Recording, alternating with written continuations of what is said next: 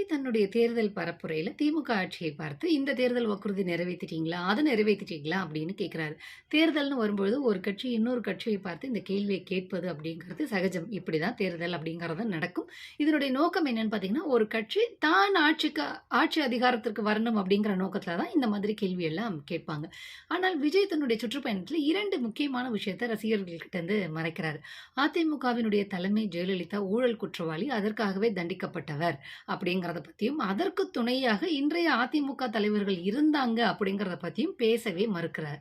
2வது பாஜகவினுடைய கொள்கை எதிரி பாஜகன்னு சொல்லிட்டாரு. ஆனா பாஜகவினுடைய எந்த கொள்கை இந்திய மக்களுக்கும், தமிழ்நாட்டு மக்களுக்கும் எதிராக இருக்கிறது. அதை தன்னுடைய கட்சியினுடைய எந்த கொள்கையை வச்சு எதிர்க்கிறார் அப்படிங்கிறத பத்தியும் பேசவே மாட்டேங்கிறாரு. திமுகங்கிற கட்சி தொடங்கப்பட்டதே ஆரிய சனாதன தத்துவத்தை எதிர்த்து தொடங்கப்பட்டது தான் அப்படிங்கிறத அவங்க அன்றையிலேருந்து சொல்லிக்கிட்டு தான் வராங்க. இந்தியாவினுடைய தேர்தல் அப்படிங்கிறதே தத்துவார்த்த போர் தான்.